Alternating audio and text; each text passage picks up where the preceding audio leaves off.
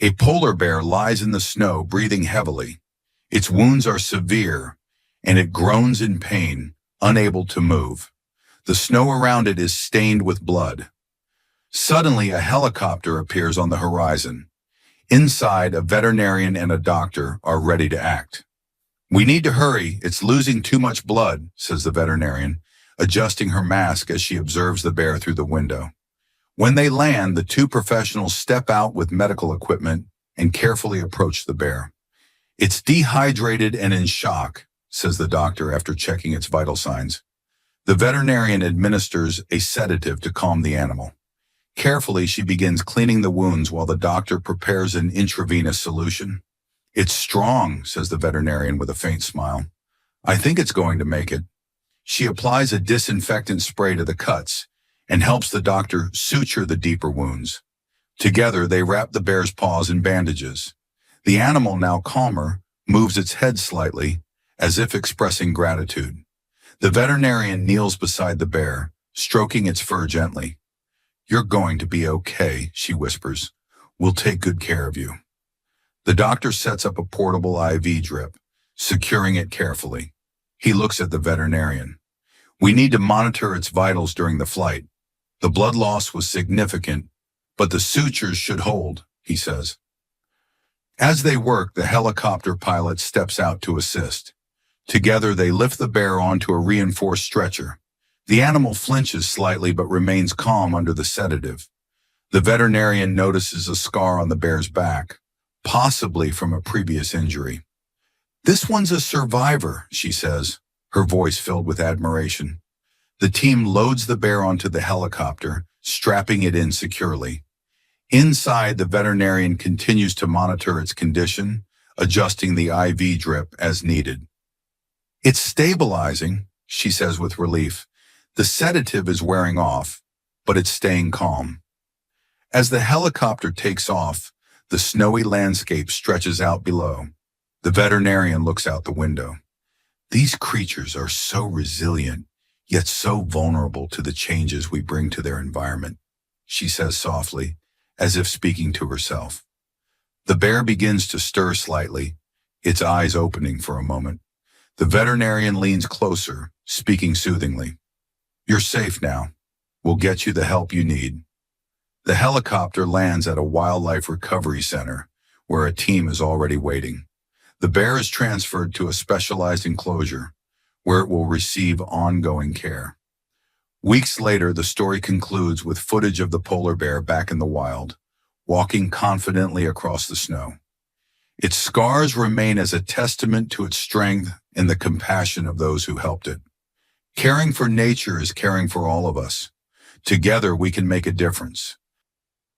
Dr. Emily Carter, a compassionate veterinarian, and Dr. Michael Reed, a seasoned wildlife surgeon, are well known for their tireless efforts to save Arctic wildlife. After their last successful mission, saving a polar bear they named Max, the two are called upon for another emergency. This time, a young polar bear cub trapped in an unusual and dangerous situation. The distress call comes from a group of fishermen who spotted the cub stuck inside a hollow log drifting dangerously in icy waters. The log, battered by waves, was on the verge of tipping over. Without hesitation, Emily and Michael boarded their rescue boat, packed with the necessary equipment, and set out. As they approach the site, the chilling sound of the Arctic wind fills the air. The cub's cries pierce through, desperate and frightened. Emily's heart sinks as she spots the tiny bear clawing at the edges of the log, trying to escape. "We're not losing this little one, Michael," she says firmly, gripping the edge of the boat. "We won't." "Let's do this together," Michael replies, adjusting his rescue gear. The boat rocks as they navigate closer. Emily leans over, calling softly to the cub. "It's okay, little one. We're here to help you," she says, her voice gentle but steady. The cub looks at her, its eyes wide with fear and exhaustion. Michael secures the boat while Emily prepares a safety net. The cub tries to move, but the slippery wood and the freezing water make it impossible. "We need to act fast," Michael says, his voice tense but focused. "The waves are picking up." With precise teamwork, they lower the net into the water and carefully guide it under the log. Michael steadies the log while Emily coaxes the cub into the net.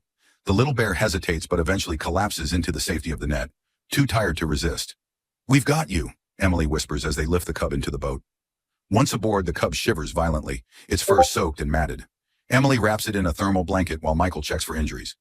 No broken bones, but it's severely hypothermic, he says, pulling out an emergency heating pad. Emily strokes the cub's head gently. You're a brave little one, she says with a warm smile. I think we should call you Sammy. What do you think, Michael? Sammy's perfect, Michael replies, grinning.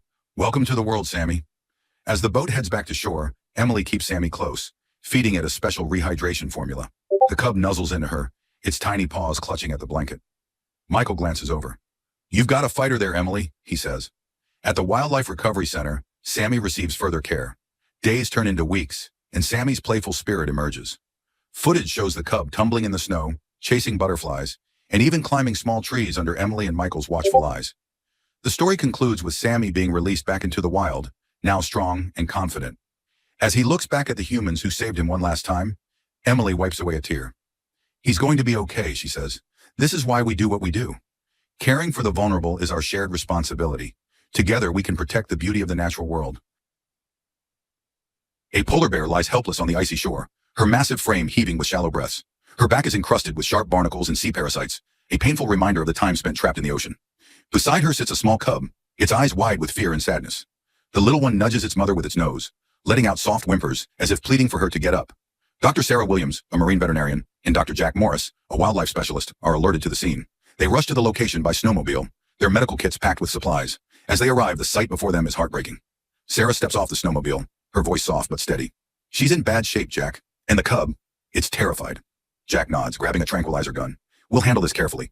We can't let the cub feel threatened, he says. Sarah approaches slowly, speaking in a calm, soothing tone. It's okay, Mama Bear. We're here to help, she whispers. The cub growls softly, protective of its injured mother, but stays close, sensing the urgency. Jack fires a low-dose tranquilizer dart, ensuring the mother bear will relax without being fully sedated.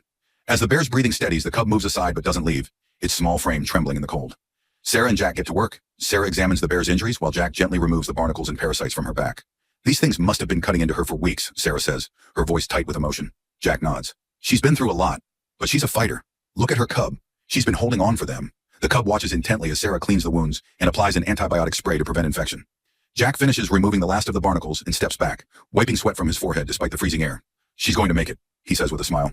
The mother bear stirs slightly, opening her eyes. The cub rushes to her side, nuzzling her gently. Sarah places a reassuring hand on Jack's shoulder. Look at that, she says. That's why we do this.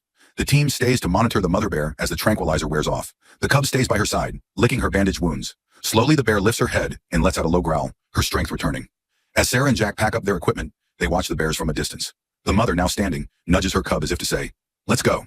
They're going to be okay, Jack says, his voice filled with hope. The scene fades to the pair of bears walking across the snowy tundra, their bond unbroken. Every life matters, big or small. Together we can give hope to those who need it most.